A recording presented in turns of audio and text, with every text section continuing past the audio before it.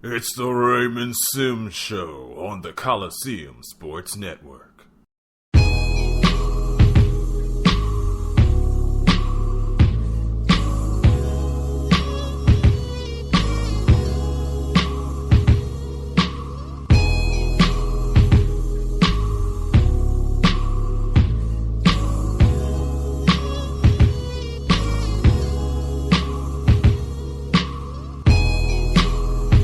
Good Monday morning to you. Happy Monday and welcome to the Raymond Sims Show on Spreaker.com and on demand on the Coliseum Sports Network. It is a new week of sports, and I'm glad that you are joining me to kick things off this week, no matter where you are. If it is 11 o'clock on the East Coast or if it's 8 o'clock on the West Coast and you're just getting your day started, I'm just happy that you're here listening to me here on Spreaker.com or on demand, both at Spreaker and at the Coliseum Sports Network on YouTube. So what I'm going to be doing today, if you notice the title, is something that has been, well, technically one business day in the making, but it's kind of a couple of days overdue. I was supposed to do this on Friday, but wasn't able to. So today is that day, and today I am doing my much anticipated college basketball preview for the 2014-2015 season. And what I will be doing today is scouring the AP preseason top 25, in addition to some teams that also got votes along the way. And I'm going to be just taking a look at them and seeing what to look forward to. I'm probably not going to be making too much in the way of predictions because the parity is real in college basketball. Who knows who's going to do what? There are a couple teams that are cut above the rest, and I will point out who I think they are. I'm sure that if you've been kind of looking forward to the season, you'll probably agree as well. But for the most part, you never know what's going to happen. It's kind of like with baseball. Like whenever I do a baseball preview, I'm probably going to do the same thing where I'm like, hey, this team has this to look forward to, instead of actually making a prediction, because you can't predict baseball and you can't predict college basketball either. It's so crazy. So as I said before, I'll be going off of the AP top 25 and just really going over almost all of the teams in the major conferences that were either in the top 25 or received votes in the top 25. And I'll be doing it by conference for each segment, and then at the end of the show, I'll bring up a couple of mid-major teams that are in the preseason poll and then should probably have your attention as well, because those mid-majors, they're always so sneaky.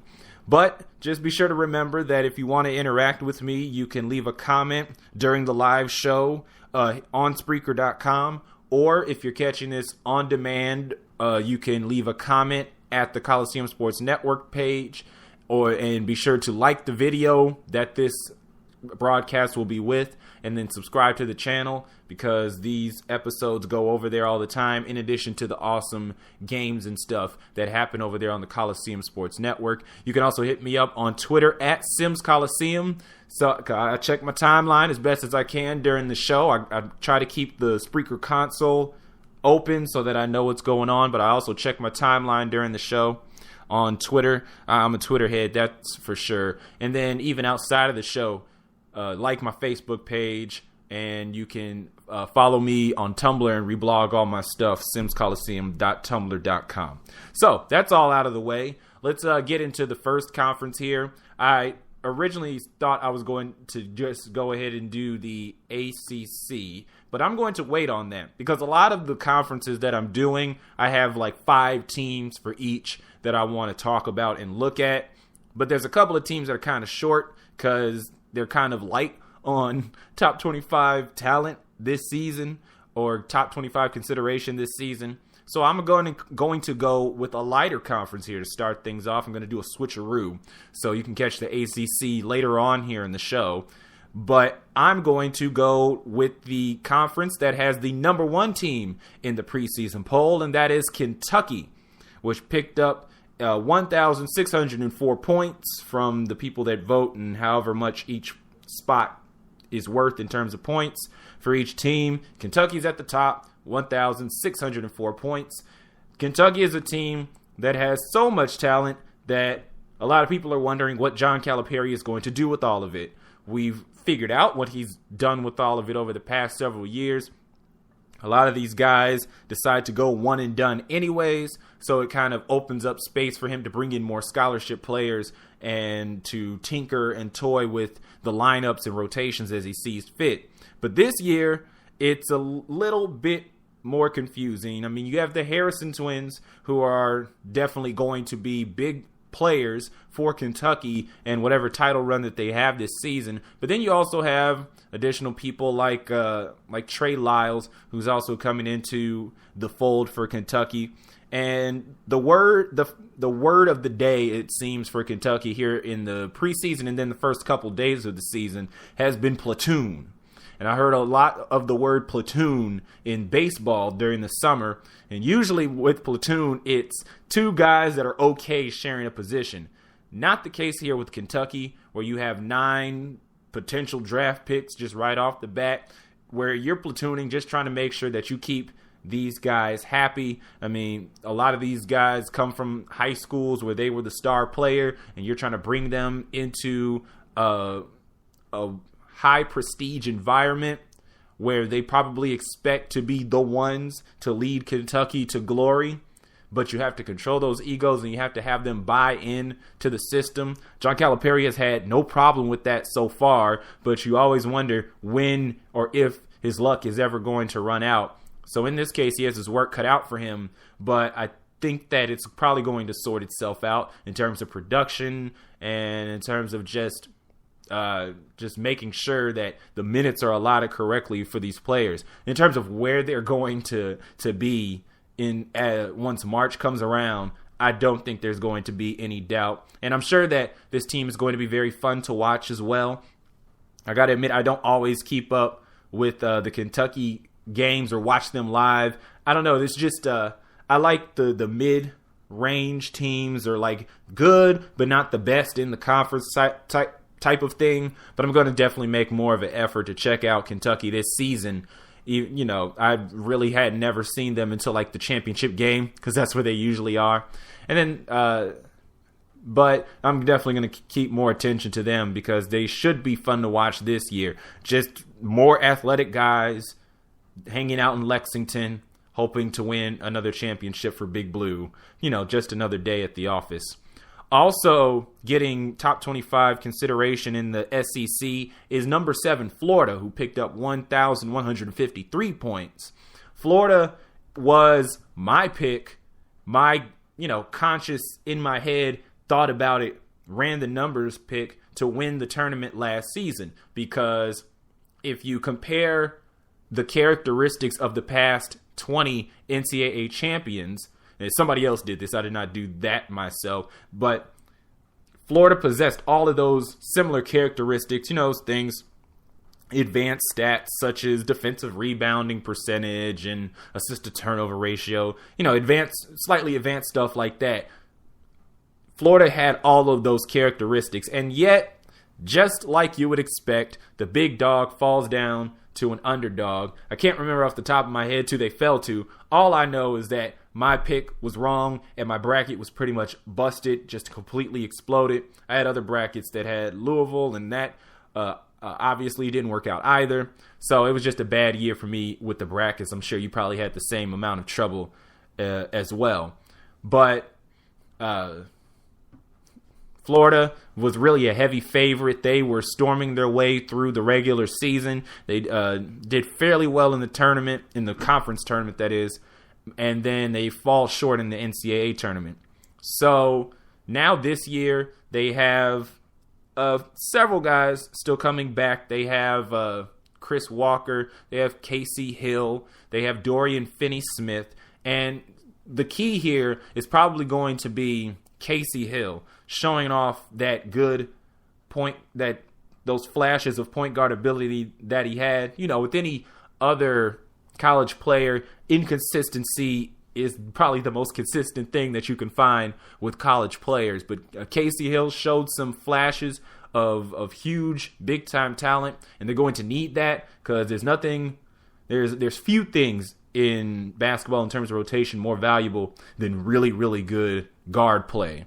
So Casey Hill's definitely going to have to step up. Chris Walker is going to have to step up in place of, I can't even remember, I'm blanking on who departed for Chris Walker to take his spot. But he's going to be up front, and he's going to need to really step up. And if he doesn't, Gator fans better hope that Devin Robinson, the freshman behind him, will maybe come up with a big year. Somebody's got to really show their stuff in the front court to make sure that Florida is formidable in the SEC. After that, it gets kind of tricky, quite honestly. It's kind of top heavy, I guess you could say, in the SEC. You got number 1 Kentucky, that's great. You got number 7 Florida, that's fantastic too. After that, it's really up in the air. But two teams that were two schools that were able to pick up a top 25 consideration. You had Arkansas, who had picked up 21 points, so probably were at the bottom of the barrel. Bobby Portis is going to be the guy in charge there. He's going to probably have some help. And, Mike Anderson's defense is always intense. Like, I remember watching it in the early 2010s when he was at Missouri, and it was very interesting to watch just that 40 minutes of hell that he runs with. They're going to have to incorporate that this year if they want to stay competitive, but Bobby Portis is going to have to be the guy there for the Razorbacks. And then at LSU, they are also kind of being considered, but like really on the outside for top 25 consideration, losing somebody like Johnny O'Bryant, who I know was really good in the front court, is going to be a huge loss, but you got to, it's really a matter of next man up. So LSU, they picked up 8 points in terms of top 25 consideration. That's really somebody that could make a case for, making some noise, maybe in the conference tournament, for instance. Other teams such as Georgia and Alabama, they are also, some teams to watch out for. Alabama in particular, their coach he's gonna have to come up with a better season than one he's had over the past couple of years. I would assume that he's on the hot seat. I don't want to say his name because I don't want to be wrong, but I believe it's Anthony Grant down there in Tuscaloosa. So he's gonna have to watch his back. His talent. The talent that he has this year is kind of iffy, but I still think that is up in the air as the middle and bottom half of the SEC is, that Alabama could probably surprise some people. That's just my personal opinion. But that's a look at the SEC. When we come back, I'm going to move into the Big 12. It's Kansas and who else? The Raymond Sims Show on Spreaker.com and the Coliseum Sports Network.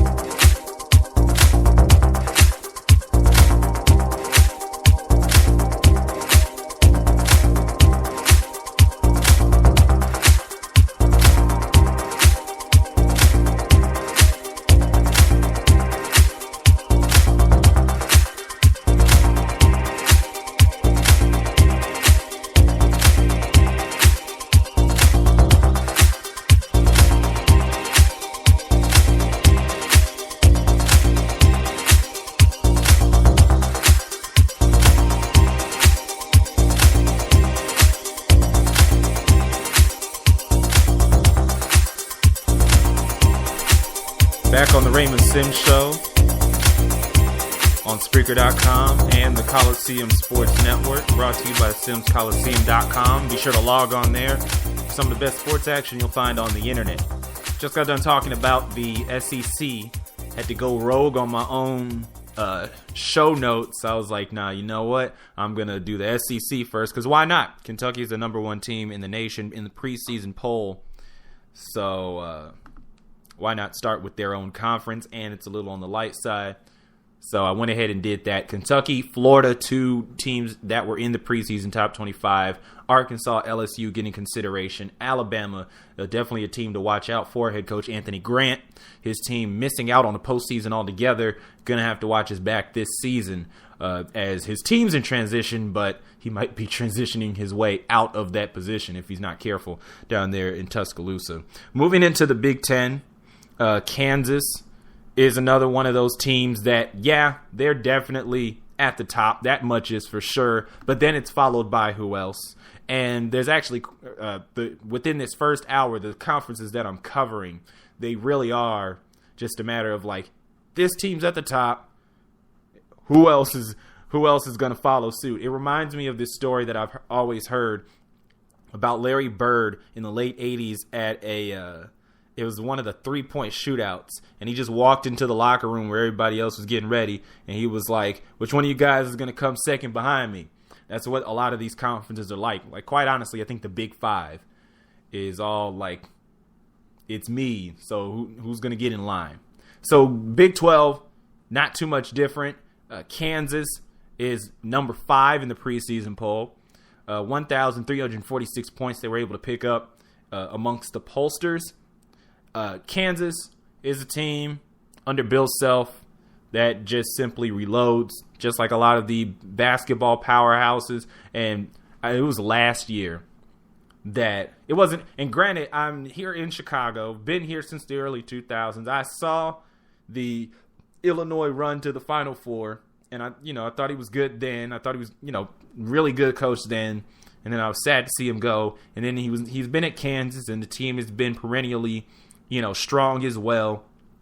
But only until last year, I think, was when I realized, oh, hey, Bill Self is a really, really great coach, because he has been able to keep Kansas, I want to say afloat, but that's not even the appropriate word, because keeping them afloat would be like staying above 500, getting into the tournament with like one of the last at-large bids, like being the last 4 in or something. He's done much more than that for the program, and I just, you got to give him props for that. But this year he has to reload again. Really, his anchors are going to be the likes of Perry Ellis and Wayne Selden. Those are going to be the guys at like the 3 and the 4 who are really going to have to hold it down for Kansas in terms of veteran leadership. But the new blood that's coming in, it's really good, like really good. In a lot of cases, when you have a freshman, you wonder how they're going to play. I'm sure your college team or your alma mater, they got some freshmen coming in, not a lot of experience. Like I said in the first segment, inconsistency is really the only consistency in college hoops. But I think players like Cliff Alexander and Kelly Oubre, when they come in, I think they're going to really be hitting the ground running. Now, I'm not saying that for up to 30 to 36 straight games, they're just going to be hitting on all cylinders. Maybe there's going to be an off game or two, especially once you get into conference play and Kansas has the target on their back and everybody's trying to take their best shot. But I think for the most part, Cliff Alexander and Kelly Oubre are going to look very good. And of course, I got to show love to Cliff Alexander, the man from Chicago. It was dirty what he did at his signing day, where he like almost picked up the Illinois hat, but then he switched and put on the Kansas hat. It's like, come on, man. Why'd you have to do that to your home state? But all the same, that's in the past, and Cliff Alexander is at Kansas, and I think he's going to do very well. Of course, you can't help but to assume that he's probably not going to be there long, but he's going to have a party while he is in the building. Second in command, Texas at number 10. Texas kind of had a dip there about a few years ago, but they've been able to work their way back up, and they had a lot of good pieces last season to really cause problems in the Big 12. But now this year, those pieces that were causing problems now have experience, and now we use a new word for that, and we call that depth. So you got Cameron Ridley, you got Jonathan Holmes, you got Javon Felix, a whole lot of fun names that you can throw out there. And then you have the addition of just star freshman Miles Turner, huge get for Rick Barnes, a guy who I'm sure down in Austin, a lot of people were calling for his job, especially during that rough patch there, those Jacobin Brown years. Good times, good times. But now the Longhorns are really in a position to cause even more problems than they already did, I guess. Because I'm so convinced that Kansas is going to kind of be entrenched as number one. So I don't want to say that they knock off Kansas. Maybe. I mean, they might get a game in there. The Big 12 does play each other twice, right? Because there's so few teams. Yeah, I would figure they do. So they play each other twice. Texas is probably going to end up with at least one of those. They're number 10 in the preseason poll, though, by the way, 1,061 points from the pollsters. Miles Turner is going to be the guy that I'm going to be paying attention to. Maybe Jonathan Holmes, too, because Jay Billis said his name once, like, look out for this guy. And I was like, okay. He did it last year, and I never got around because I don't think I saw another Texas game for the rest of the year. So I got to make up for that. You know, I almost was able to see a Texas game. They played North Dakota State on Friday. I saw like the first minutes of that, but then where I was watching the game, I was like, I have to leave. So I saw the tip-off, and I saw a bunch of long athletic players running up and down the court for Texas. So they should be in pretty good shape there if they're playing non-athletic teams. North Dakota State in the Summit League with my alma mater, Western Illinois, so I know them very well, and I'm pretty sure Texas did a good job of beating them, so I appreciate Texas for that. Number 14, Iowa State from the preseason poll. Iowa State, I'm more excited about them. Like if this was if standings were based off of my own personal excitement, Iowa State would probably be first or second in the Big 12, but that's not how it works. They do use wins and losses, such outdated technology. George Niang and Dustin Hogue, those are the guys up front for Iowa State, and they bring consistency. You got George Niang, who's just ridiculously talented, and then you got Dustin Hogue, who started every game of the season, all 33 of them for Iowa State. You can't get much more sturdier than that in your positions. Like we talk about starters that come back. Well, he never left, so Dustin Hogue up front for Iowa State, and he's going to have to assert his dominance up front to help Iowa State in the low post or in the paint in general. But the key thing for Iowa State, well, two things, but one of them draws more of my eye, and that's the absurd amount of transfers that Fred Hoiberg was able to pick up for this team. And they're names that I recognize just from the most random of places. Hallis Cook from Oregon State, where Craig Robinson is no longer coach. Abdel Nader from Northern Illinois, a couple of hours away. Bryce DeJean Jones picked up from UNLV. Like, these are teams that I look at on a lark that I just pick out. You know, I have connections to Las Vegas, so I look at UNLV. Didn't have the best year last year. And you got Northern Illinois. That was one of my former schools. I watch them sometimes too, even though they're god-awful. And Oregon State, that whole mess with Craig Robinson doing just okay for them. And now Fred Hoiberg brings them all together to Ames, and they pick up Jameel McKay he's a junior college transfer, I believe, but he will not be ready to go until next month. But that's a lot of built-in experience.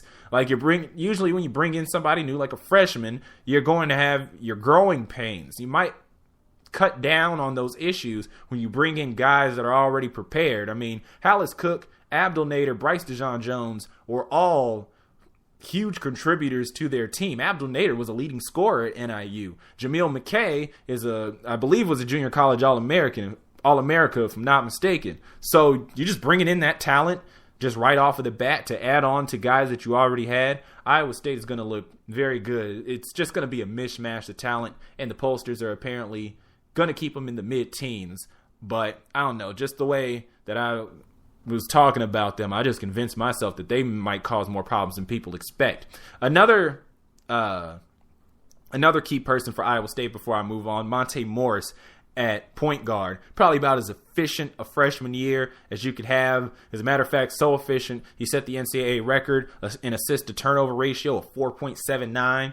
So you can't get any more efficient than that. So you wonder if Monte Morris is going to regress to the mean, or if he's going to be, a crucial point guard for this team. Because like I said with Florida, there's few things more valuable in basketball in general than good guard play. So Monte Morris could definitely provide that for the Cyclones. The last ranked team in the Big 12 is Oklahoma, number 19. I will admit to you Sooner fans, I got to be up front. I got to keep it 100. I have slept on Oklahoma. I know Romero Osby, who's now gone. And I know Lon Kruger's been there for a little while. I know that Blake Griffin was there for a year.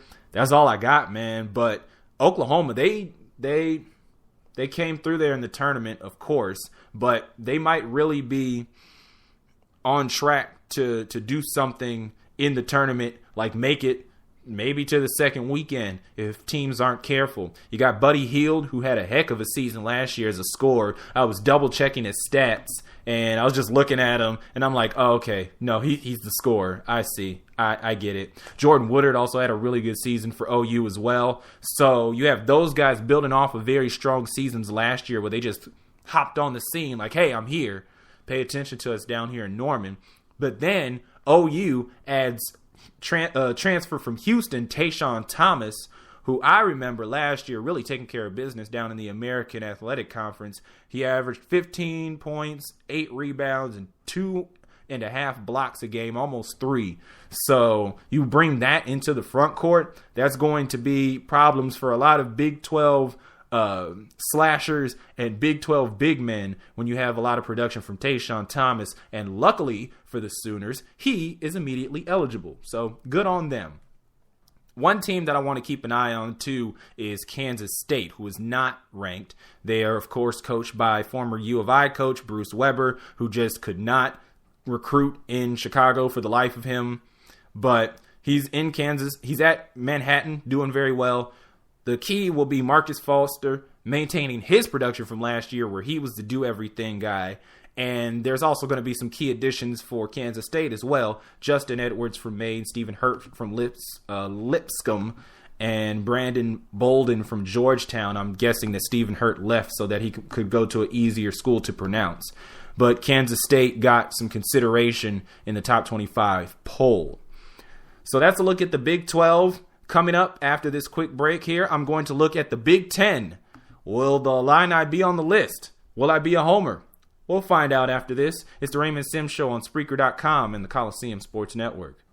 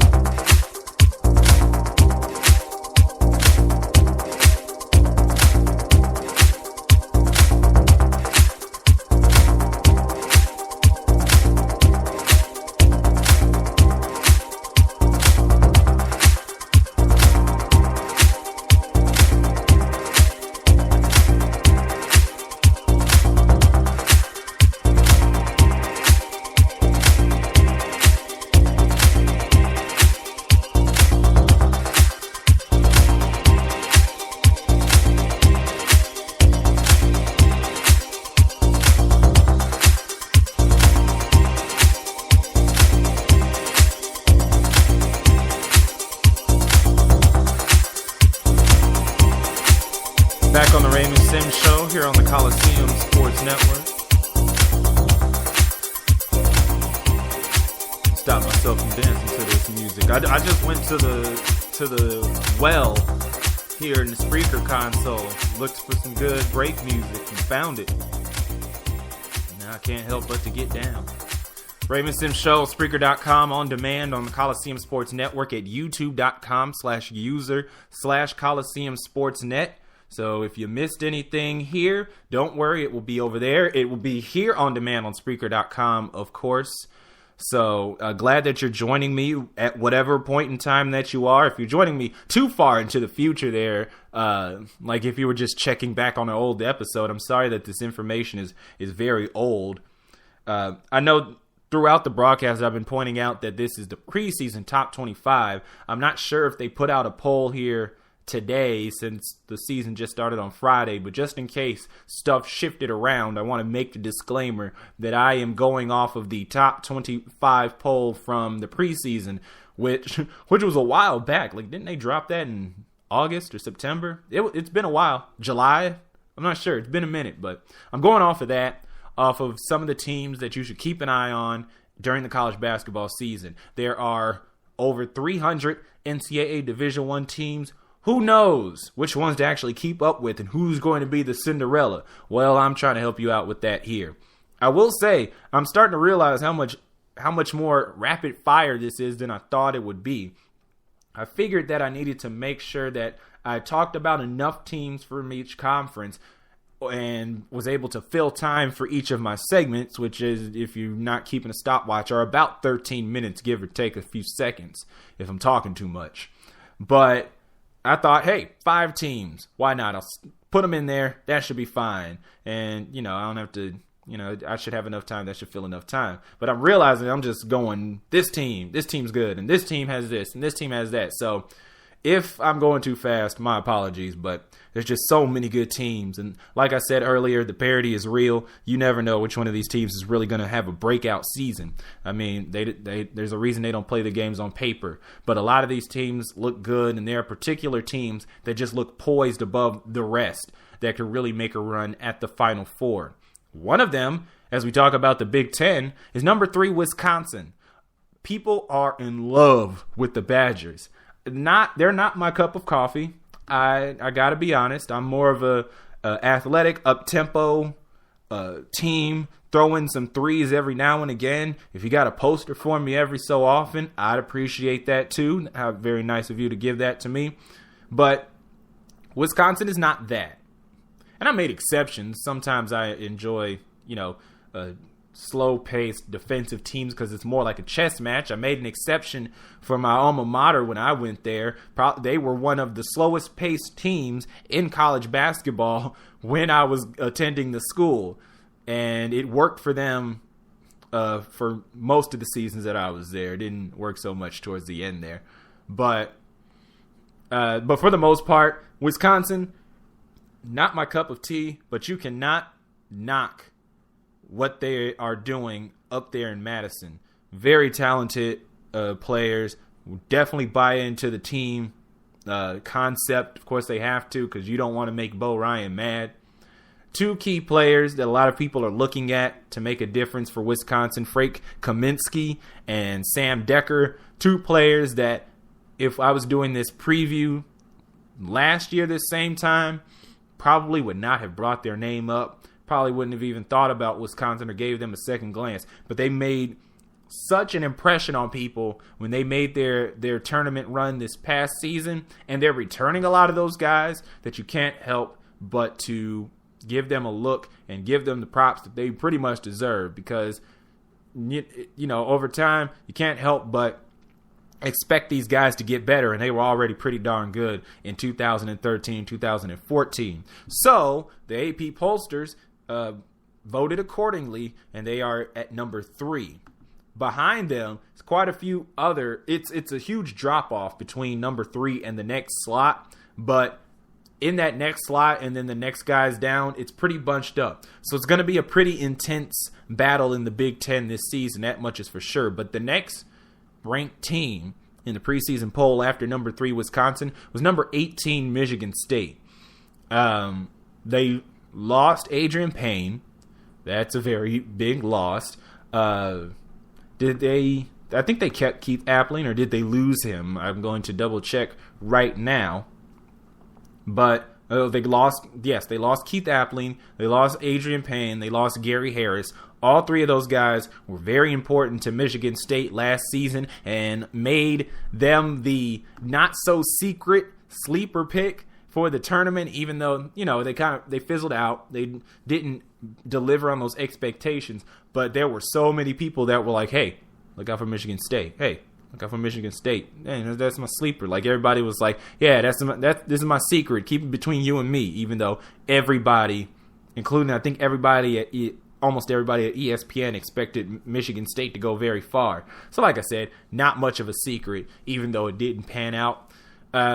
It's hard to doubt a Tom Izzo team, almost, not quite, like it's hard to doubt the San Antonio Spurs, even though the Spurs are on a whole different level, both in the literal, levels of basketball talent sense, and then also, the Spurs they've been doing it forever in terms of winning championships. Michigan State has just been making big runs in the tournament over time. So, Michigan State, you still got to watch out for them this year, because even though they lost some key players, there's still players behind them that are going to be out there scrapping for Tom Izzo and for Sparty.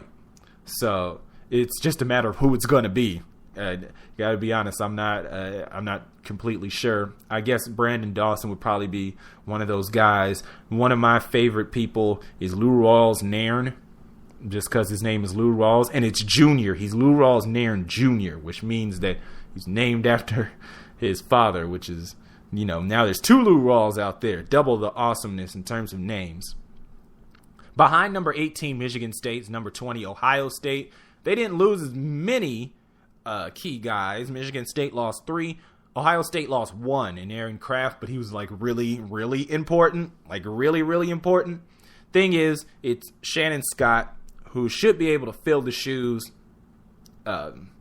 adequately. He should do pretty well. Maybe he's not as intense of an on-ball defender as Kraft was, but he is better in terms of offensive production. So Shannon Scott should be a decent replacement for Aaron Kraft. We'll see what happens there.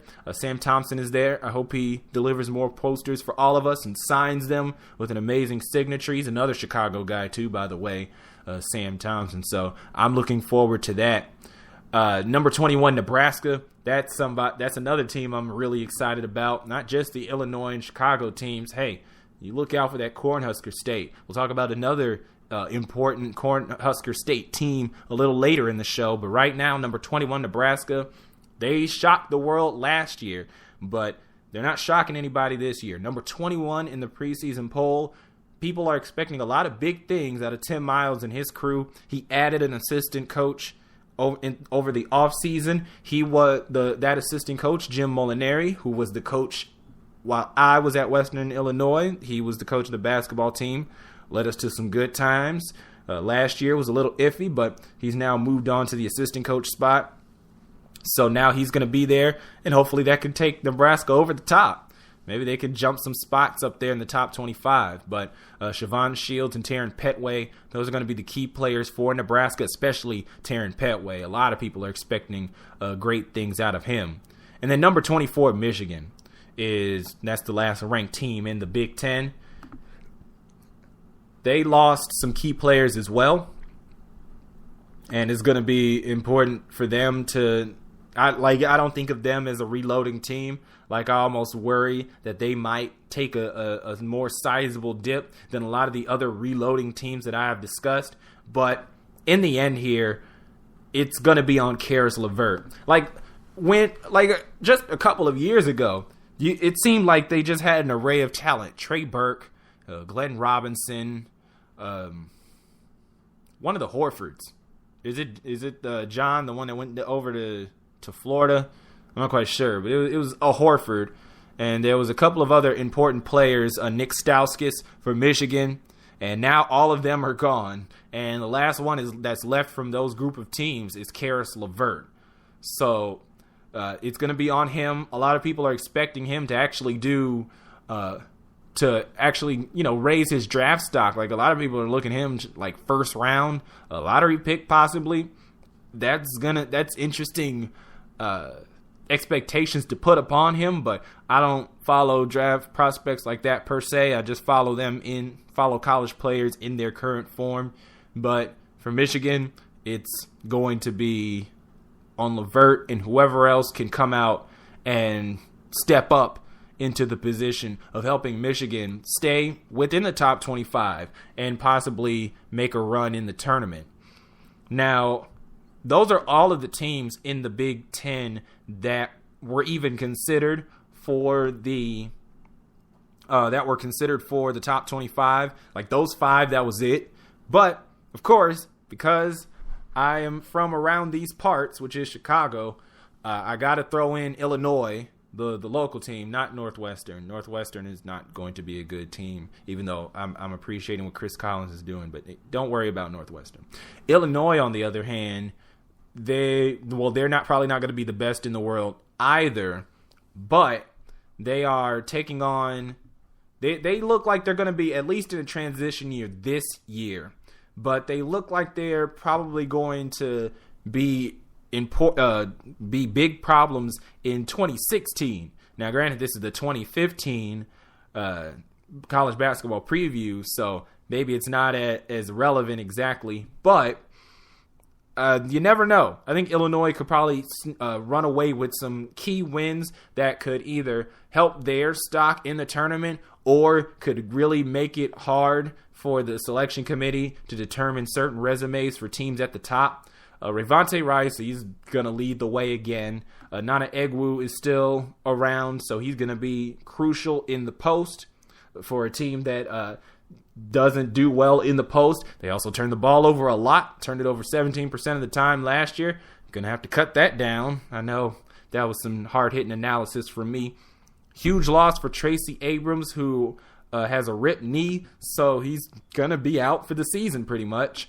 So that's going to be a huge loss for Illinois. And there's some important players coming down the pipes. You get Aaron Cosby from Seton Hall, and you get Ahmad Starks, a Chicagoan, coming in from Oregon State. I don't know if they're immediately eligible, so Illinois is going to be playing the waiting game and holding water with Ravante Rice holding serve until they come back around. So that's Illinois. I snuck in a 6th team there for the Big Ten. But after this break, I'm going to be talking about the ACC. Are they a great conference or are they an awesome conference? I'll answer that question for you after this quick break. It's the Raymond Sims Show on Spreaker.com and the Coliseum Sports Network.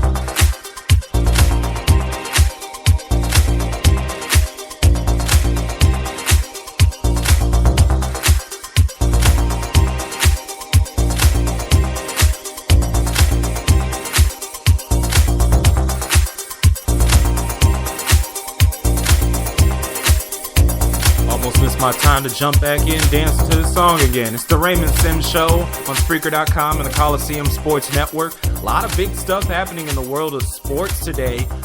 Josh Gordon getting reinstated to the Browns. What's that going to mean for the AFC North and the playoff picture there? Giancarlo Stanton apparently on the verge of signing a 13-year bajillion trillion dollar deal with the Miami Marlins. That's a lot of money for all the accountants out there. What does that mean for the Marlins and their place in the National League East once the summer of 2015 comes back around? Well, I'll talk about those top topics later on this week. Be sure to join me every weekday from 11 to 1 p.m. Eastern here on Spreaker.com live, and you can catch me on demand on Spreaker and at the Coliseum Sports Network. But today we are talking college hoops because I was supposed to do it on Friday, but was unable to do a show. So no better time than today. Just got done talking about three major conferences. Did the SEC, did the Big 12, and just did the Big 10, where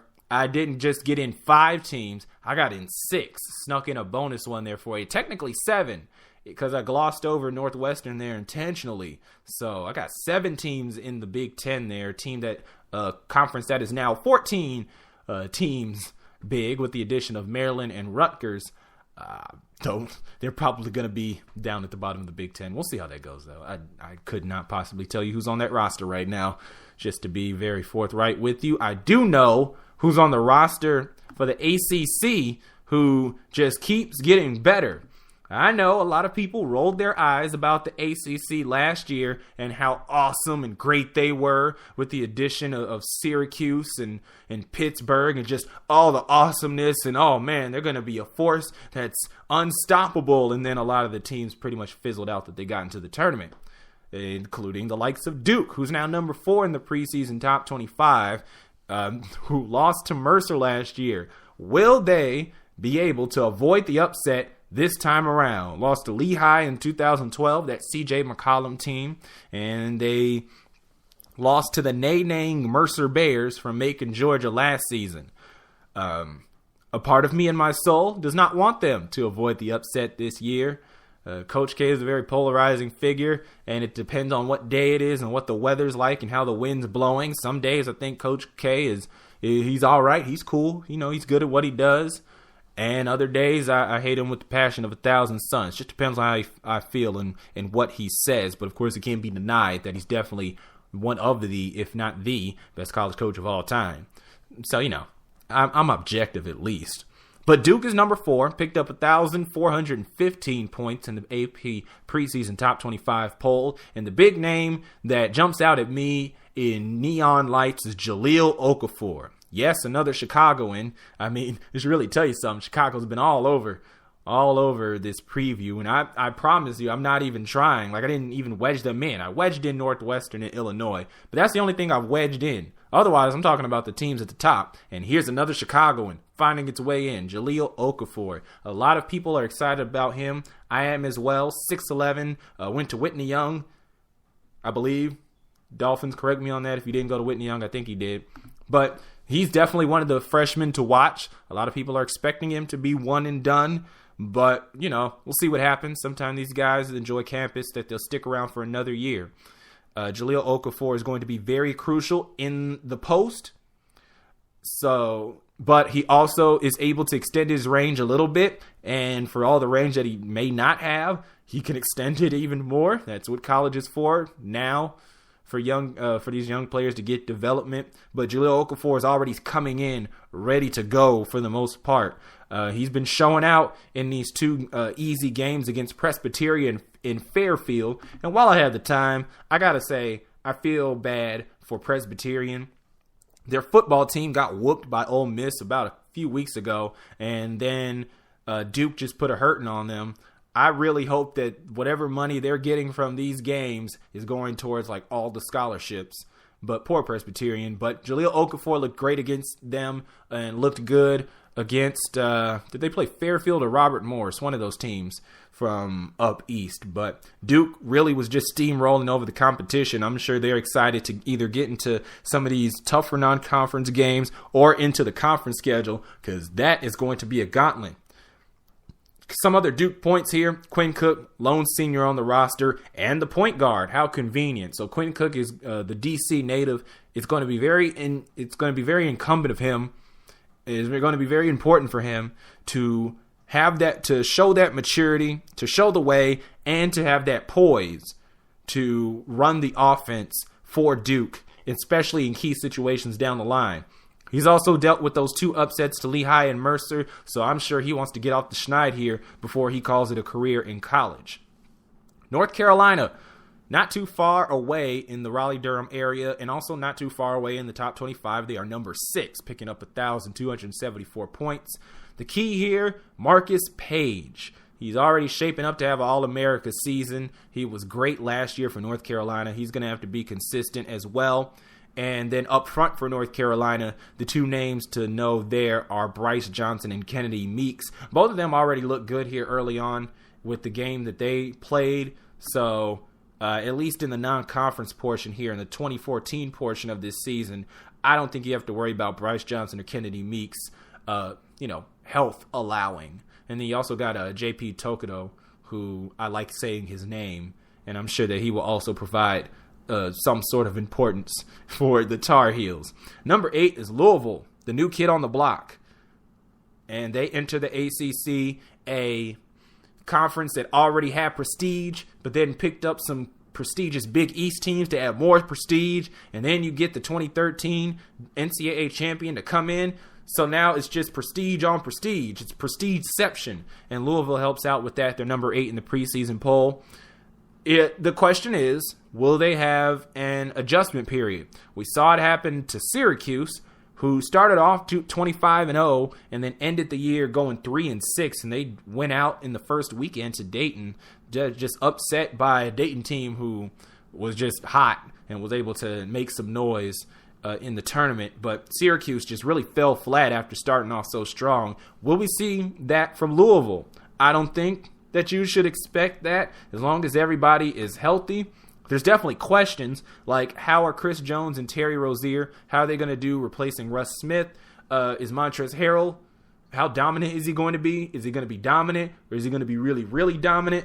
That's a real question, man. Like, is he going to be hardcore, or is he going to be super hardcore? Like, that's a real thing, and you never know what's going to happen with Montrezl Harrell. But another key, like the one key guy, well, outside of Jones and Rozier, I guess, because point guard play, as I said, is very important.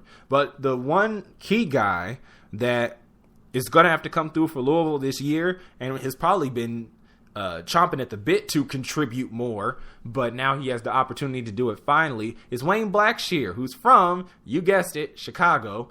Wayne Blackshear he's been a very good contributor for Louisville, but he has been having to come off the bench because Luke Hancock was taking Blackshear's spot, or kind of overshadowing him at the forward position. So now Wayne Blackshear is going to get his opportunity. I think he's going to do a great job. I'm sure Coach Pitino expects him to do a great job. Wayne probably knows he's going to do a great job, but now you got to go prove it out on the basketball court. I was meaning to check out the Minnesota-Louisville game, and I'm probably going to find the time to do it. I'll get around to it. Not quite sure when, but I do want to see how this team develops. And, you can see, it's not an obvious omen just because they won or lost to Minnesota how their seasons are going to go. But you'll pick up things that if you continue to watch this team, you'll see how they'll do once they hit conference play for the most part. Right behind them at number 9 is Virginia, the defending ACC champion. They surprised a lot of people. I just talked about Nebraska in the last segment, surprising people. People expected them to be 7th, and they jettisoned their way to 4th. I don't remember where UVA was in the preseason poll last year, but they just went ahead and won the whole thing in the conference tournament. So Virginia, they play that slowed down basketball. They're going to have to use that again this year. The huge losses in Joe Harris and Akil Mitchell, those are going to be huge losses, but the people that they leave behind, like London Parentis and Malcolm Brogdon, like, even though they aren't Mitchell and Harris, they still have experience. They still were going through the gauntlet that is the ACC season last year. So they know what to do, but it's just a matter of if that amount of talent. There's other players in the core too that I can't quite put my finger on their name, but they still do have a pretty important core that they can hang on to and that they can defer to, that maybe they won't have to worry about things as much when they are fighting through this season, even though especially Akil Mitchell and Joe Harris were such important parts to that conference championship and NCAA tournament run. It's also going to be interesting to see them if they could repeat or at least find their way still at the top of the ACC standings, because it's tough.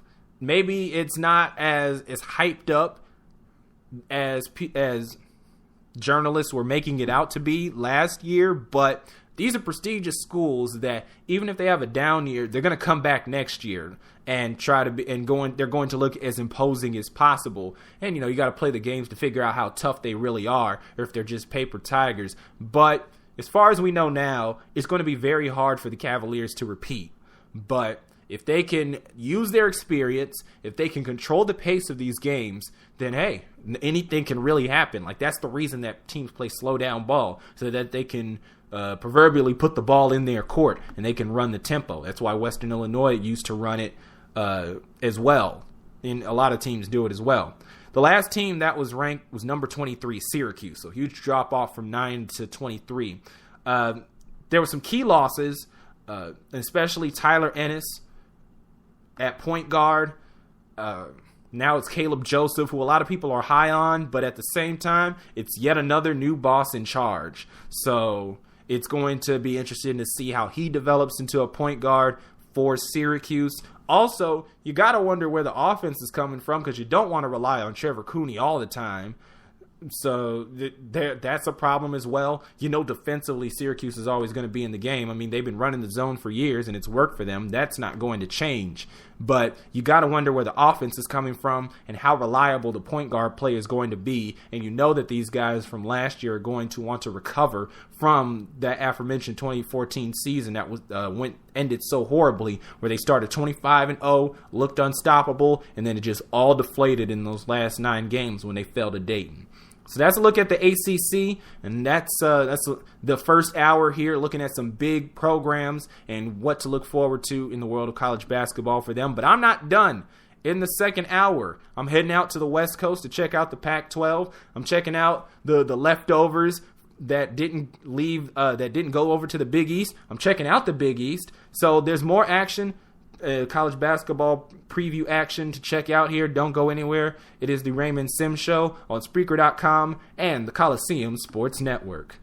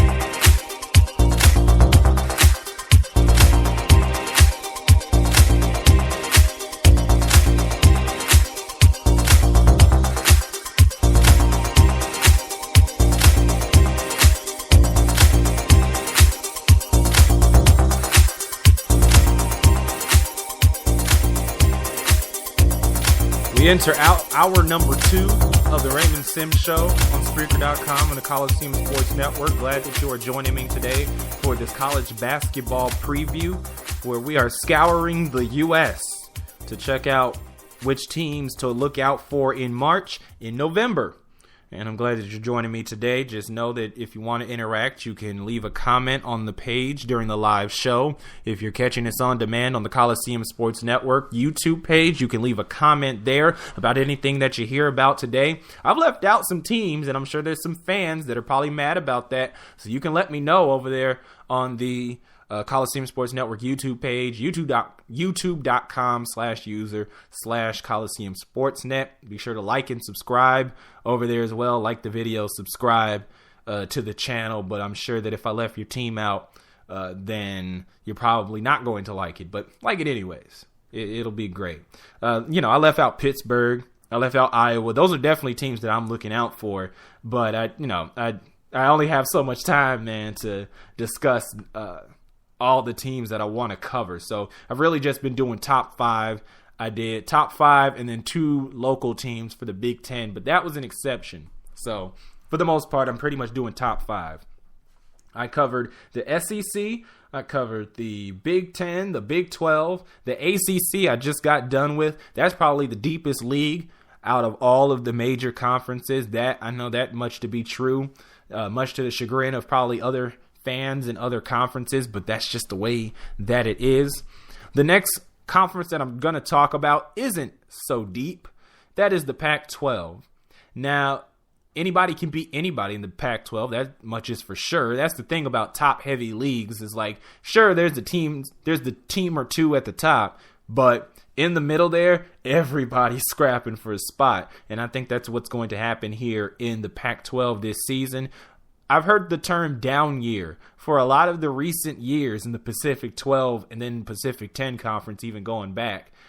Down year, that's a word I've been hearing a lot. Not as many up years. Last year was an up year, but I figured that the Pac-12 was back. And I wanted to be back because I like the West Coast. And these teams definitely, a lot of these teams play a very exciting brand of basketball. Even your Oregon State, I had a little love for them under Craig Robinson and his Princeton offense that was not working out.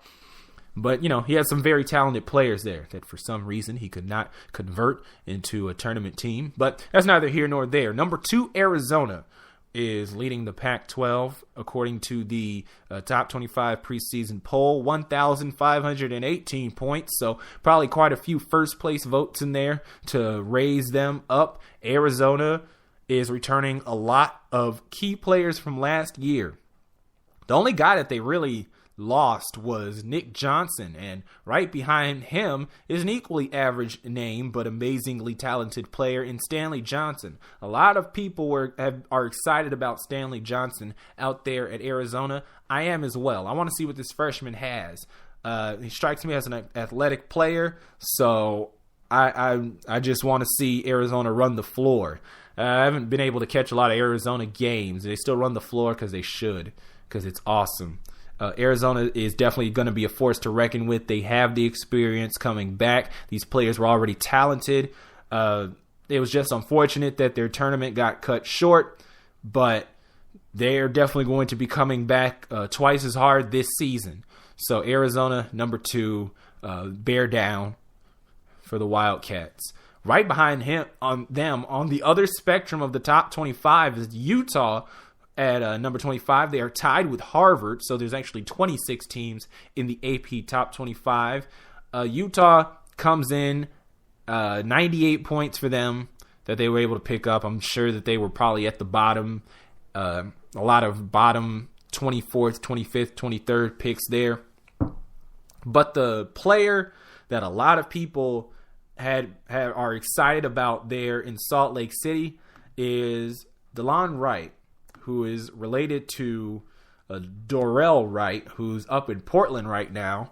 But, he's journeyed his way around, the L.A. native. So DeLon Wright, I remember watching, it was one of those college game day pieces. DeLon had a very inspirational story. But now he finds himself in Salt Lake City, very scenically beautiful place. It has its share of history. in the world of college basketball. He goes up to that program, and he's taking over there at the Huntsman Center. It's pretty much going to be all on him. DeLon Wright is just such an all-around player, and he's just so important to this team that the team is going to go as he does.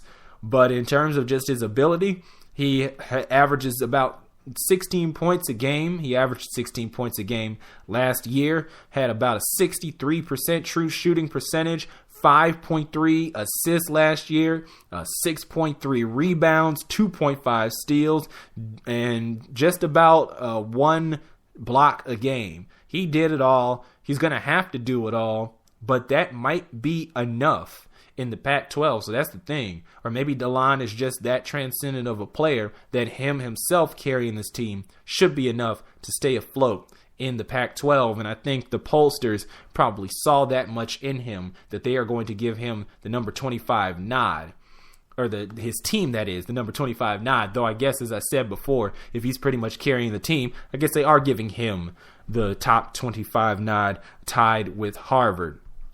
I don't know if I would rate them as high. Another key player for Utah, though, is going to be Jordan Loveridge, but he hasn't really, he's not as huge of a piece as I expected him to be coming out of high school, but, development, just time and development. We'll see how Utah works itself out. If it can, shock some people and stay in the top 25 polls, I don't think as much. Another team that's a one-man team right now is Stanford. Johnny Dawkins was at Stanford, a guy that I like as a coach, but he's finally able to get Stanford into the NCAA tournament with the help of the likes of Josh Hustis and Dwight Powell. Problem is, both of those guys are now gone. So Chasen Randall, who's from the Quad Cities, just down the way here from Chicago, so he's over at the Illinois-Iowa border, he is kind of the guy. He's the guy now. And I don't know if he necessarily even has a problem with that. I mean, he is the point guard. He's the leader of the team. So he's probably used to leading these guys anyways, but he's probably going to have to do more in terms of scoring and being able to make his teammates better if Stanford wants to hold serve in the Pac-12. Because as I've said before, once you get past Arizona, pretty much everybody else from two to about 7 is definitely scrapping for a spot. As a matter of fact, there's going to be one more team that I happen to leave out once I'm done with this whole segment. So you'll find out in a moment, and I apologize in advance.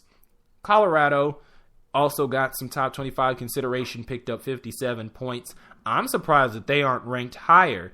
This is a team that is returning a lot of its key players from last season.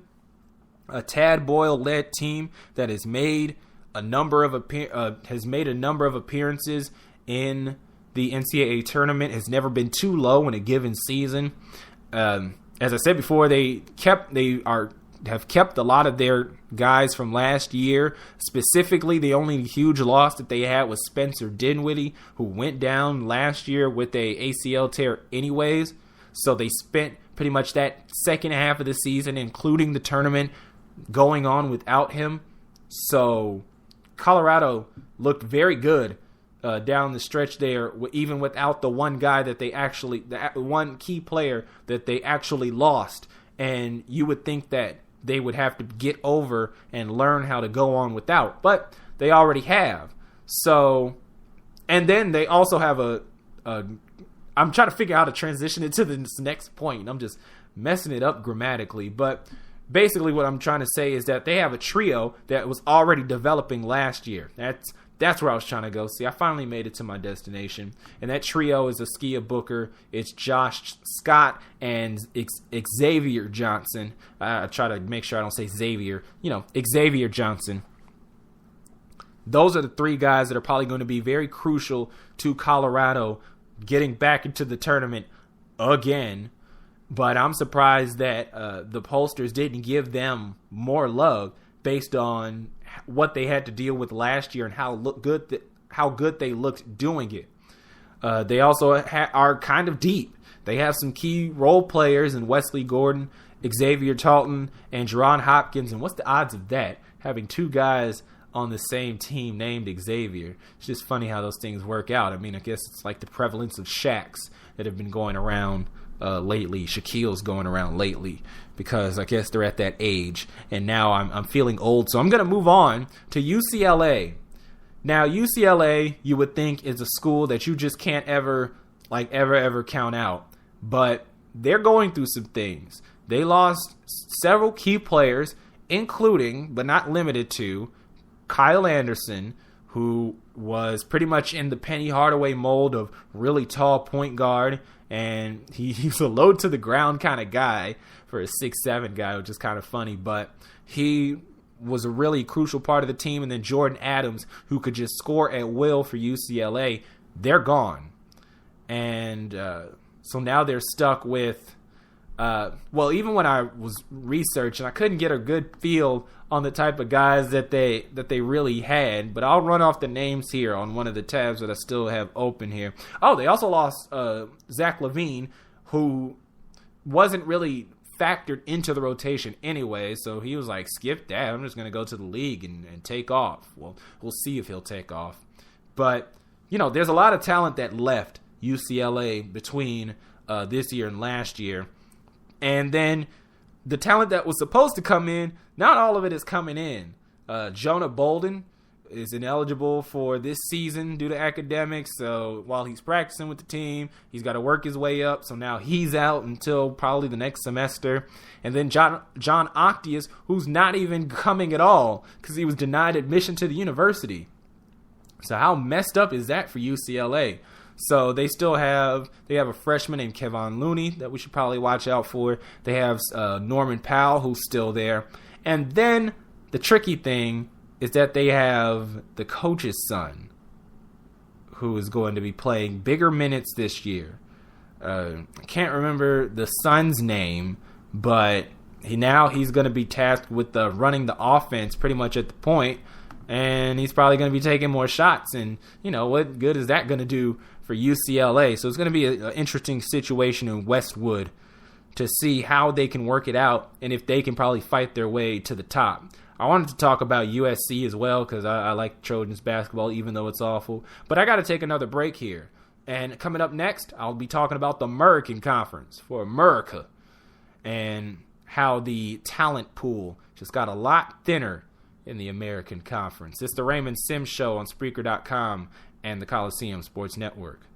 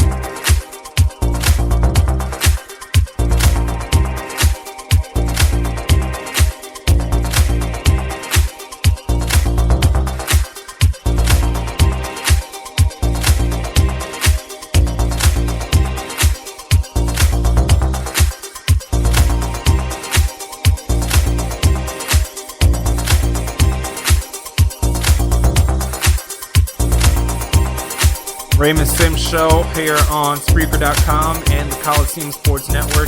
I don't know what the sports world thought this was. I don't know who told them to lose their mind on the day that I'm explicitly not covering the world of sports in general to do my college preview.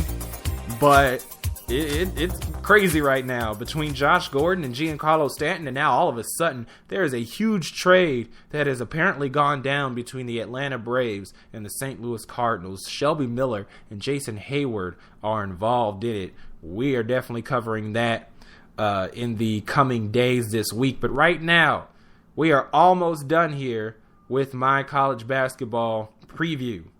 We're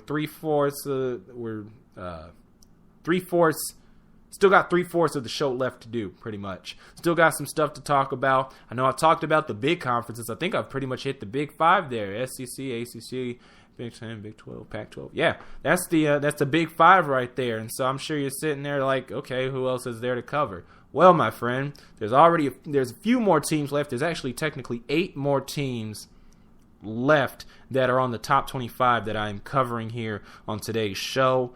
And so I have the American Athletic Conference, I have the Big East, and then I got some mid-major teams that found their way onto the top 25 list in the preseason that are definitely going to be exciting to watch. Oh, those bracket busters, they always come in to bust those brackets, much to our chagrin when we just want to be right about the tournament all the time. But college basketball doesn't let us be great. American Athletic Conference, the new conference that is basically the teams that were too good for Conference USA but were not good enough for the ACC and were not private Catholic schools, so they couldn't go to the Big East, so they're kind of stuck here as their own conference. Well, with the departure of Louisville, a conference as strong as the American Athletic Conference got a little bit weaker. Actually got a lot weaker because Louisville was just that good. So the talent pool is a little thin. Out comes Louisville, in comes Tulane and East Carolina.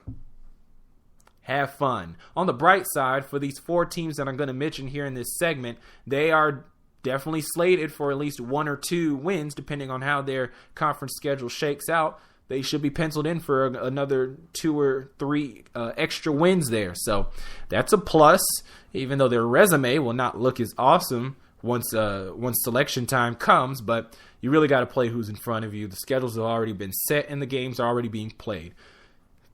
At the top of the crop, now that Louisville is gone, is number 17, Connecticut, the defending champions. They shocked the world and ruined our brackets, and now they are at the top of the American Athletic Conference, and why not? They lose Shabazz Napier, and they lose a couple of other important players over the course of the off season. But in terms of who is stuck around and pretty much who is stuck around, there's still some hope there, especially when they're coached by somebody as good as Kevin Ollie, who's really stepped into the shoes of Jim Calhoun and has done a very admirable job there in stores. Shabazz Napier, DeAndre Daniels, Niels Gaffey, those guys are gone. But the key player that's still here is Ryan Boatwright. He is essentially going to be the man, and he's going to have to step up for Connecticut in place of Shabazz, who, as we know, went to bed hungry all the time. So now Ryan Boatwright, he's going to have to make himself hungry if he wants to make sure that Connecticut stays afloat in the AAC, because while a lot of the teams should be easy to hop over, there's one team that I'm going to get to in a minute that is definitely going to be nipping at their heels. But first, let me drop some more random Husky names. There's Daniel Hamilton, Rodney Purvis, who comes in from NC State. You have Amita Brima, who is definitely projected to be an NBA player, but he's still pretty raw. You know how that goes.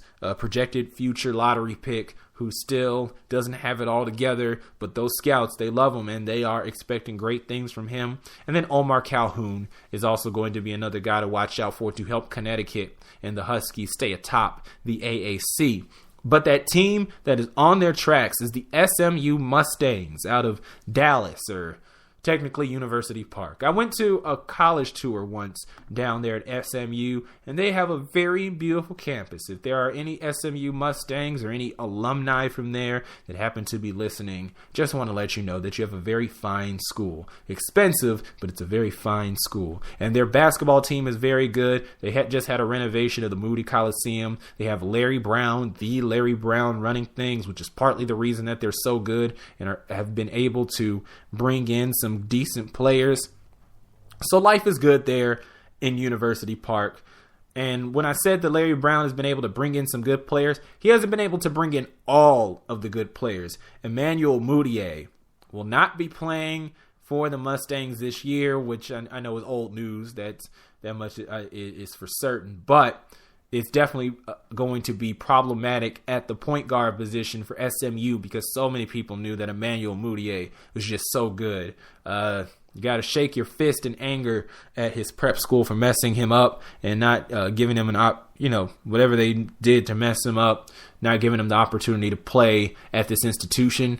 So now he's off in China. He's going to get paid in just a completely new land. He's not going to be in Dallas. That much is for sure. So the Mustangs are going to have to do without. Pretty much going to be another year with Nick Moore, pretty much running the point, Illinois State transfer, which is fine. He definitely brings the experience to do so. So no worries necessarily, but in terms of preseason rank, if that really bothers people, they're going to have to, wait in line behind UConn. They're going to have to prove themselves in the season if they want to get the attention from the selection committee down the line and from college basketball fans in general.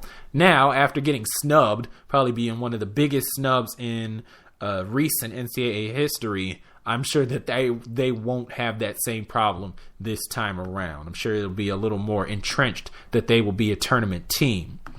Behind SMU is Memphis, who I got to admit, I'm actually genuinely surprised that Memphis is not more in the conversation. When I first heard that the American Athletic Conference is going to have a bit of a down year, I'm like, wait, what about Memphis? Memphis is always there. Well, they lost 4 key seniors. They were experienced in the starting lineup. Joe Jackson, Jerron Johnson, Chris Crawford, Michael Dixon, they really brought some senior leadership to the team, and now they're all gone because, well, they were seniors. That's kind of how, college sports works.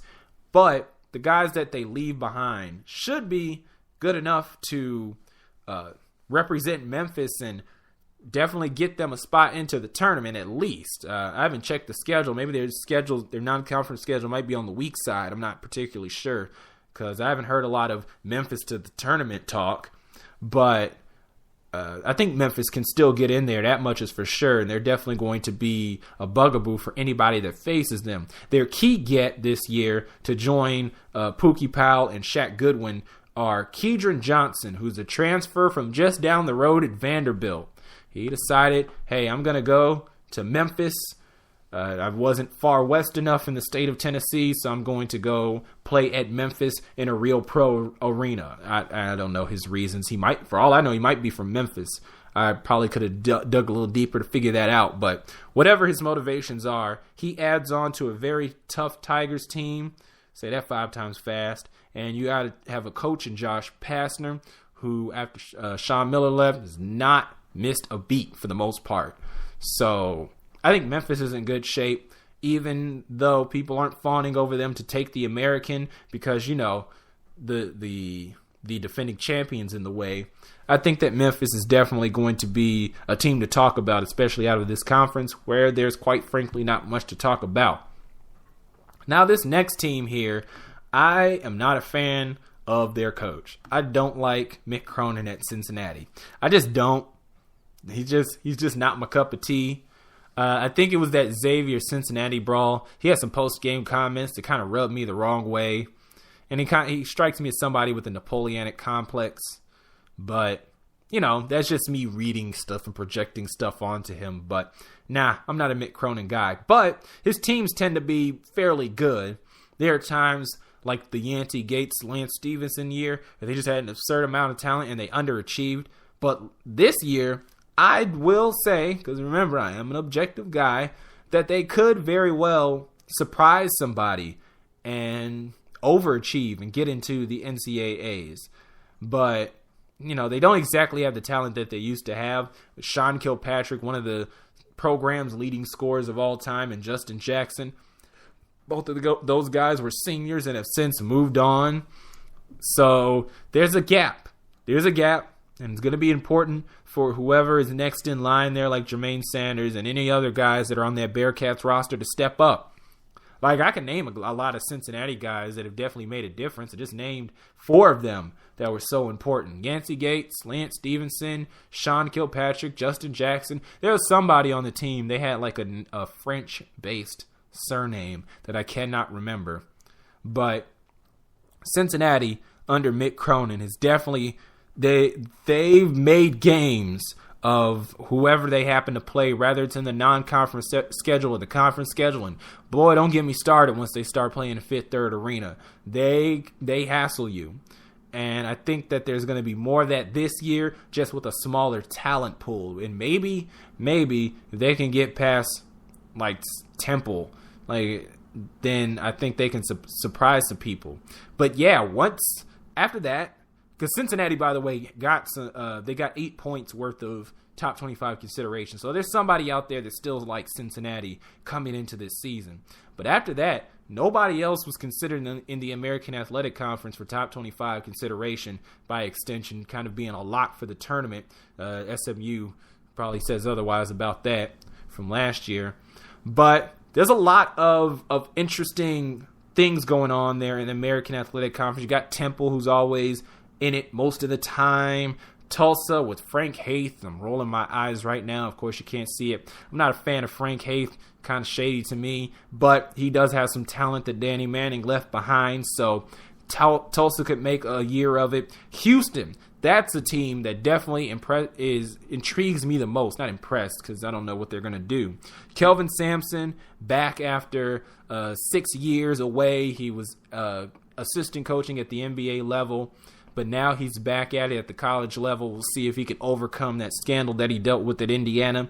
And if he can really turn things around at Houston. A lot of guys left because they just weren't happy with the new coach, Kelvin Sampson. So Sampson's got his work cut out for him. But I do wish him the best there for the Cougars. And they got a new football stadium. Can we get the Houston Cougars a new basketball arena, new volleyball arena, please?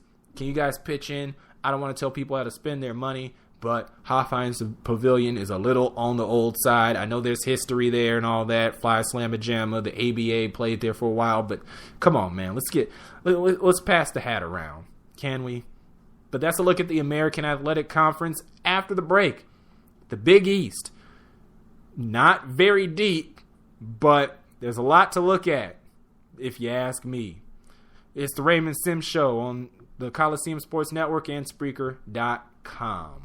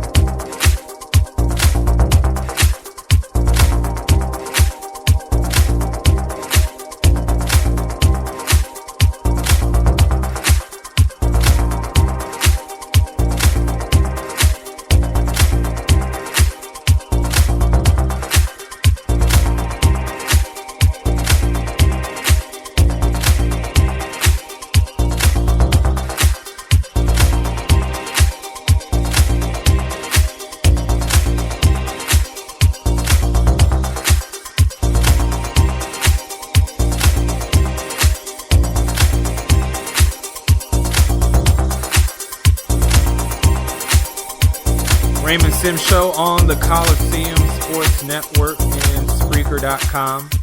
Got to make sure I say the live one first and the on-demand one later. You can catch this show live on Spreaker.com. We're down the home stretch here, final half hour of the show. But at the same time, if you miss anything from this show, don't worry. This will be on demand on Spreaker.com shortly after the completion of this episode, which will be at the top of the hour.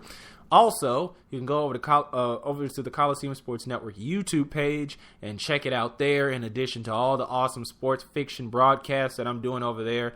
A lot of fun stuff to immerse yourself in. Be sure to check me out on Twitter at Sims Coliseum. You can talk with me there. You can hit me up on Facebook, like my page, Sims Coliseum, and you can follow me on Tumblr so that you can reblog all the awesome pictures that I reblog. I'm out there on social media. Just come and find me, Sims Coliseum, on social media. I've been going all over the country with this college basketball preview, all the big conferences. Just got done talking about the American. Little light on the talent, but there's some teams at the top that could definitely still be tournament bound, even with the addition of Tulane and East Carolina, definitely watering down the strength of schedule just by default. But if you want to talk about a really thin league, like if you want to talk really thin, look no further than the Big East. There's Villanova at number 12 in the preseason poll. And then that's it, pretty much, in terms of the season poll. Villanova, the only representative from the Big East. Georgetown had 5 points worth of representation for top 25 consideration, so they were nowhere near cracking the top 25, especially when the 25th team had 98 points. Yeah, 98-5. Pretty big gap there. Better luck next time at Georgetown.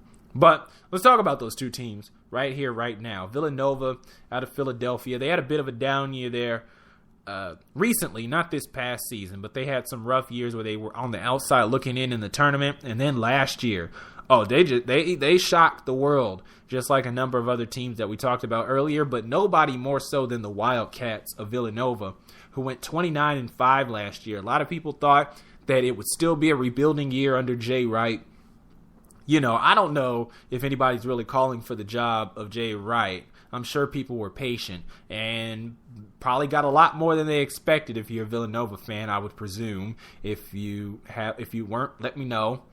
But 29-5 last year, they made a decent run. They knocked out, or did they fall to Connecticut in that first round? I don't quite remember, but they did what they could. If they lost to Connecticut, if that was the first round, it was still in overtime. So they fought hard. That's the important thing here, is that Villanova had a surprising season and they duked it out in the tournament before they eventually fell. The only problem, the two of those 5 losses, the only problem that Villanova really had outside of the team that eliminated them from the tournament was Creighton and Doug McDermott at Creighton just completely destroying Nova. But other than that, Nova was just really surprising, and the name was Ryan Arcidiacono, which became a lot easier to say with each passing win for Villanova. But he was really the guy who kind of led the charge there. But he also had Javon Pinkston and Darren Hilliard, who really came through. And then you also have Josh Hart going off of his freshman year. He's going to step up into a sophomore role. And now Daniel Ochefu, who is a true center, which is hard to find in the college game, period. He's really going to present a post presence there for Villanova that will make them less surprising this year. I mean, for instance, they're in the national poll, and they're up there pretty good, too, just outside of the top 10. So a lot of people are expecting a lot out of Villanova. They have a very tough non-conference schedule to prove themselves with. They're going to be playing VCU. They're going to be in the Legends Classic, so they're probably going to be playing a team like Michigan or Oregon. They're going to be taking on Syracuse. They're going to be taking on St. Joseph's. They're going to be taking on Temple. They're going to be taking on Illinois. So there's a lot of tests. Maybe it tailed off there towards the end, but for the most part, very tough non-conference schedule. So we'll see if Villanova is here or if it was just a flash in the pan. this just a Cinderella season at 29-5 last year. We'll find out sure enough, but all these players that are coming back, they're a year older, and that's always a good thing in college sports, getting that extra year of experience and being able to utilize it to take down the teams that don't have as much experience. Behind them is Georgetown. Georgetown they were hard to watch at times, man. They just had trouble scoring, really. They already play a bit of a slow down type of offense, but when it came time to put up shots, they were not going in, and it translated in terms of a bad season. They went 8-10 in conference. They got knocked off by DePaul in their first game of the tournament. That's how rough it got for Georgetown. So you don't want to say that John Thompson III is on the hot seat. He's probably not, considering his connections, but you gotta hope that Georgetown will deliver on some sort of expectations. Apparently, some of the pollsters, or a few of them, did feel that they were going to at least possibly deliver this season and maybe turn things around. Devontae Smith Rivera, he's a year older now, just like I was talking about experience just a few seconds ago. He's a junior now, and he does a lot for this team. He's a good rebounder for his position, but he's pretty much doing everything. He's going to need some help.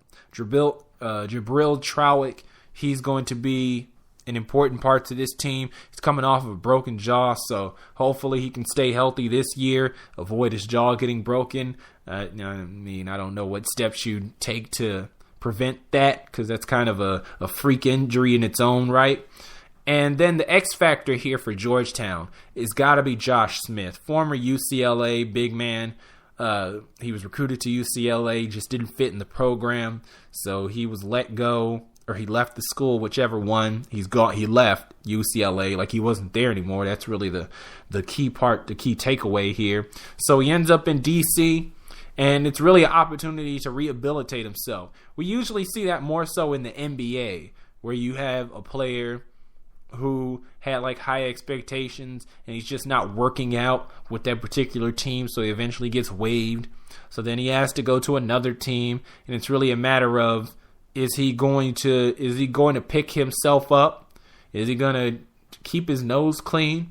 And so we see that a lot in the NBA, but now here's this story happening down at the college ranks. If Josh Smith could really keep himself together, he could definitely live up to that potential that he had coming out of high school in Seattle, because he's a big guy, and it's very useful in this level of the sport. Like, there's big guys, but sometimes they're lanky, and a lot of the times, a lot of these players' biggest player is like 6'9" and is as big as a palm tree.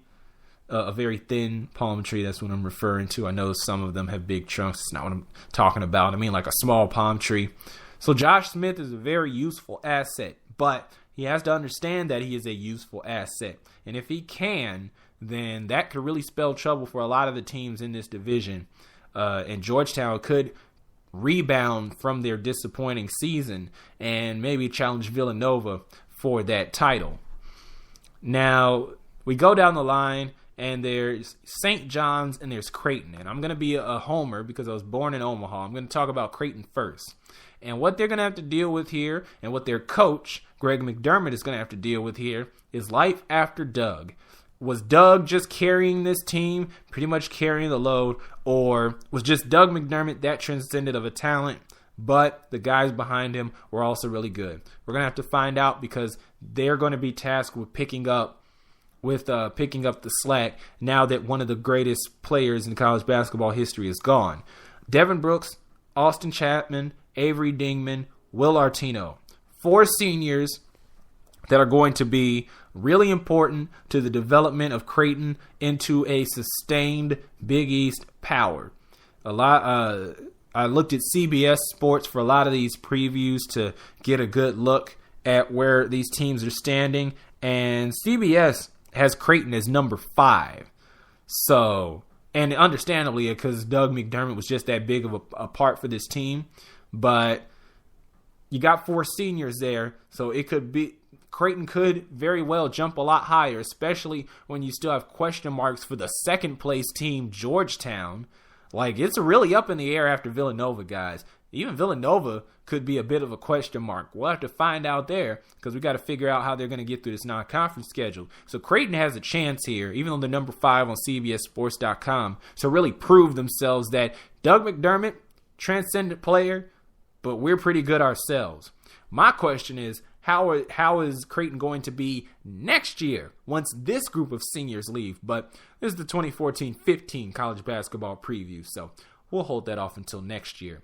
St. John's, it's now or never for Steve Lavin. It has to be. I love Steve Lavin. I think he's a great coach, but it is not translated out on the court. This should be one of the best offensive teams in basketball, but then you also have somebody like Chris Obekpa, who's probably one of the best shot blockers in college basketball. But there's a lot of names, a lot of interesting names, Sir Dominic Pointer, for instance, that can play. They can just play their butt off. And some of them can play defensively, but a lot of them can play offensively. St. John's, this is their chance to really make a statement in the Big East. Because if they don't, being a major team playing in the world's most famous arena in the biggest city in the country, that could be problems for a great guy like Steve Lavin. Like, you can be a great guy, but you can be a great guy back on ESPN next year covering Big East games. Or I guess that'd be Fox. They cover the Big East, Fox Sports 1. One more team I want to get in here before the break because I'm pushing up against it. I didn't even notice. There's a lot of interesting teams. I like the Big East, even though they're on a network that does not have on-demand, which I don't appreciate. Providence, Marquette, 2 teams that are interesting to me as well. Providence especially, they let their name be known in the NCAA tournament, but now this year they're going to have to repeat that again. And you just wonder if they're going to have the pieces to do that. Marquette with Steve Wojciechowski, who's just pulling big recruits left and right, like he's at a grocery store, and he's got coupons and everything's on sale. That's going to be interesting to see how Steve Wojciechowski does with his new staff and how they even do here in this first year, what type of offense that he might develop for his team. I'm excited for the team up in Milwaukee. But DePaul, that is the local team. I know people that go to DePaul. DePaul, I have a connection with them over the years, so I follow their team even though they have been god-awful. It's Billy Garrett Jr. and Tommy Hamilton IV, and whosoever else shall come. Those are the guys that are going to be tasked with saving Oliver Purnell's job. He also has Illinois transfer Mike Henry, but you really wonder how much playing time he's going to get. DePaul was able to open up the year, beating UIC at the buzzer, and Western playing UIC tonight on ESPN3. So, hey, big intra-city win for DePaul, but we got to see how this non-conference schedule goes and if they can raise themselves up in the Big East, because if they don't, I think this is Oliver Purnell's last year, or at least I would hope it would be, for everybody's sake. And then Butler, how's the Big East doing for you there, Cinderella? Hot enough for you? That's my look at the Big East. Odds and ends, mid-major edition on the other side. It's the Raymond Sims Show on Spreaker.com and the Coliseum Sports Network.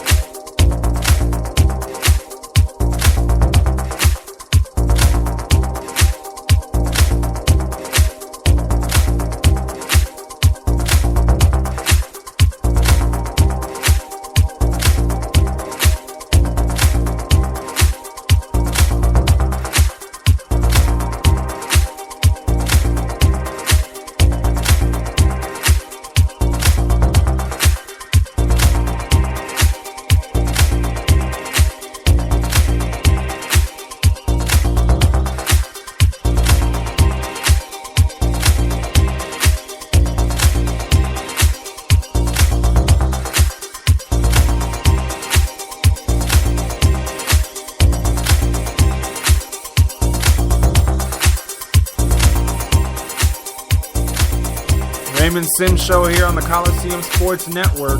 Man, the hot stove is burning, man. Russell Martin reportedly going to the Toronto Blue Jays. Just a lot that we're going to be covering on another show, because today we've been covering the college basketball landscape 2014-2015. Just going to be doing some quick hits here as I talk about the mid-major programs.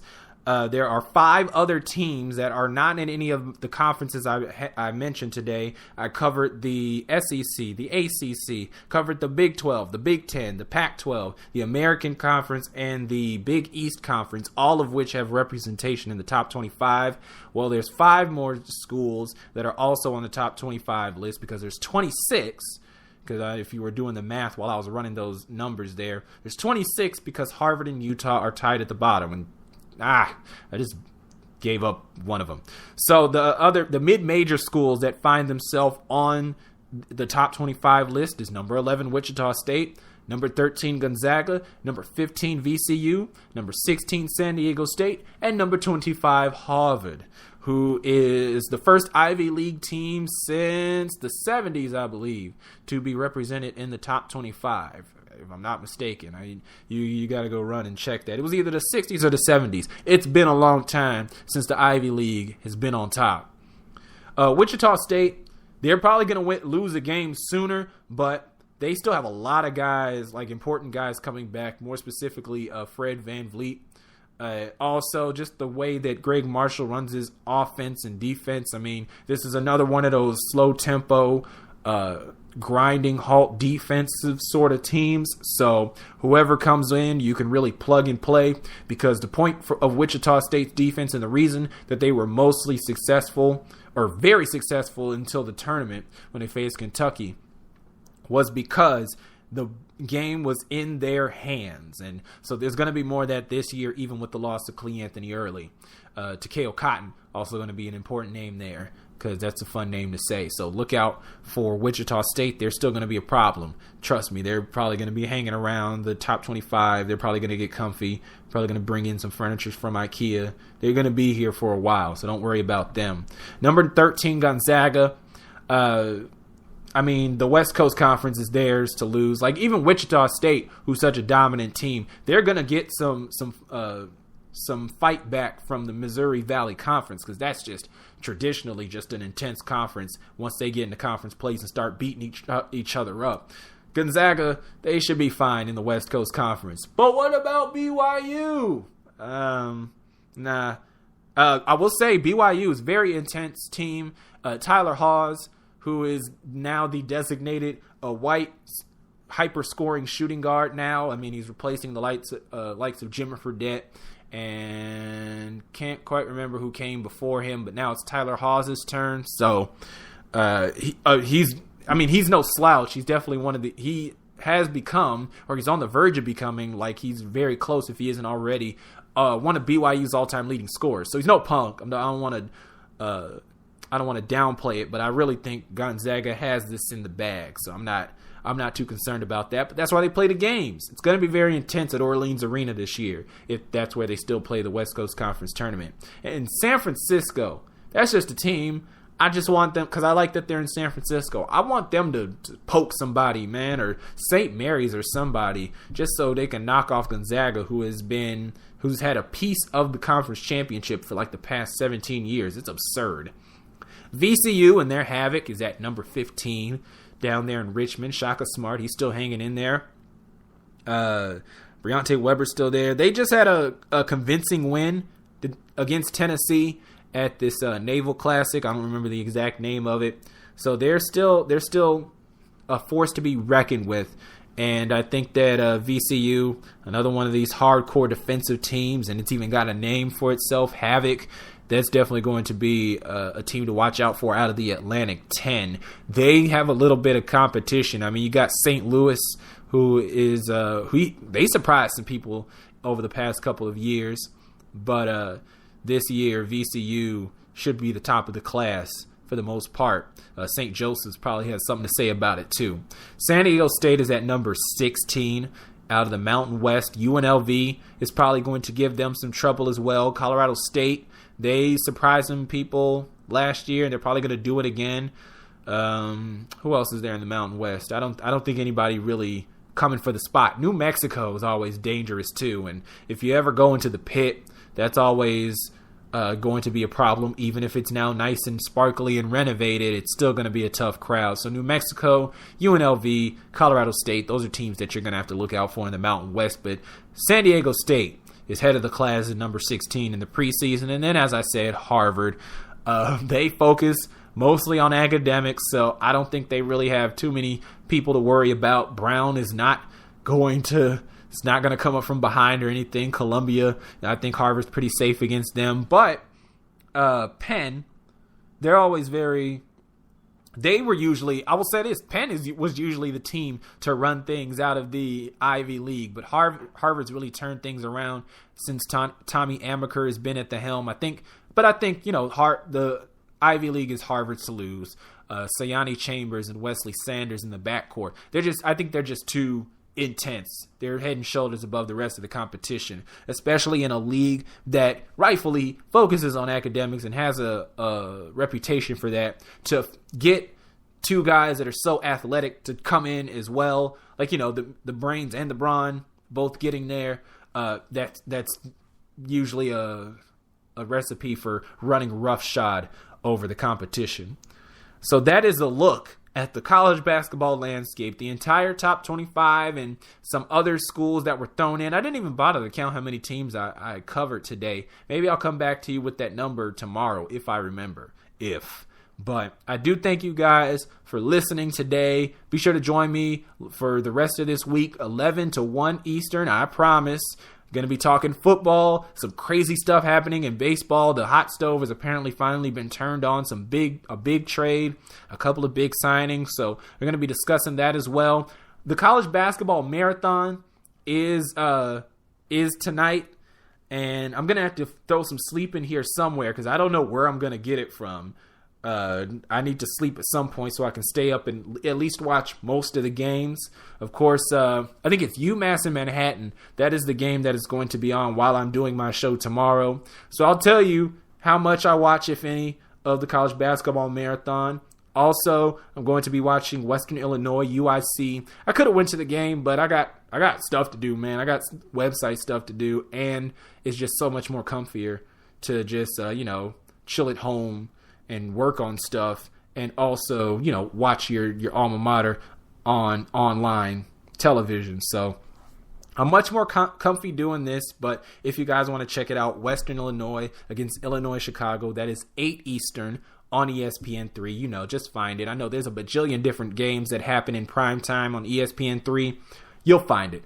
I believe in you and your finding skills, but I am excited. I know the college basketball season started already, so I'm already excited for it. I hope you are as well. I hope that this college basketball preview has informed you. I know enough. I researched a lot of these teams. I'm not a czar, though, but hopefully you got something out of it that'll help you have a better understanding of these teams moving forward in the gauntlet that is college basketball season. But until next time, I'm Raymond Sims. This has been the Raymond Sims Show on Spreaker.com and the Coliseum Sports Network.